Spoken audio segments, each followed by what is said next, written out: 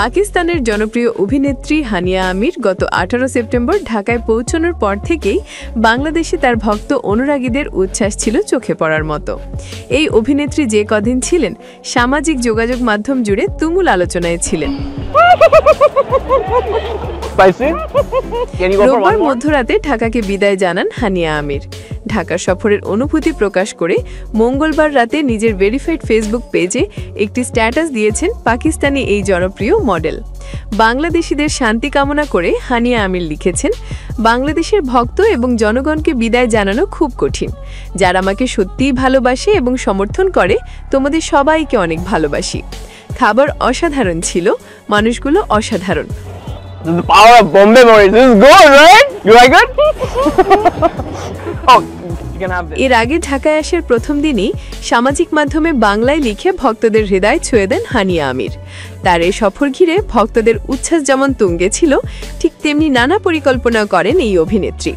সামাজিক মাধ্যমে বাংলাদেশি ভক্তদের জানান উষ্ণ অভ্যর্থনা। একটি ছবি শেয়ার করে ক্যাপশনে হানিয়া আমির লিখেন, আসসালামু আলাইকুম বাংলাদেশ, কেমন আছো? সঙ্গে যোগ করেন বাংলাদেশ ও পাকিস্তানের পতাকার ইমোজি।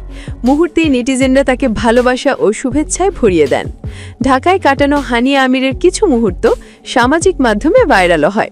গত 19 সেপ্টেম্বর বিকেলে ঘুরতে যান পুরান ঢাকার ঐতিহ্যবাহী আহসান মঞ্জিলে। তাকে সঙ্গী দিয়েছিলেন কন্টেন্ট ক্রিয়েটর ও ফুড ব্লগার ইফতেখার রাফসান। সেখানে কিছু সময় কাটান অভিনেত্রী। সেই সময়ের কিছু মুহূর্ত নিজের ইনস্টাগ্রামে শেয়ার করে নেন হানিয়া। উল্লেখ্য, পাকিস্তানের জনপ্রিয় মডেল অভিনেত্রী হানিয়া আমির 1997 সালের 12 ফেব্রুয়ারি পাকিস্তানের রাওয়ালপিন্ডিতে জন্মগ্রহণ করেন। তিনি খুব অল্প সময়ে প্রাণবন্ত অভিনয় ও উজ্জ্বল ব্যক্তিত্বের মাধ্যমে দর্শকদের হৃদয়ে স্থান করে নেন। 2016 সালে জনান সিনেমার মাধ্যমে বড় পর্দায় অভিষেক হয় হানিয়ার। এক দশকের ক্যারিয়ারে মেরে হামসাফার, ফেইরিটাল, দিলরুবা, আনা, কাভি মে কভি তুমের মতো ধারাবাহিকে অভিনয় করে খ্যাতি পেয়েছেন এই অভিনেত্রী।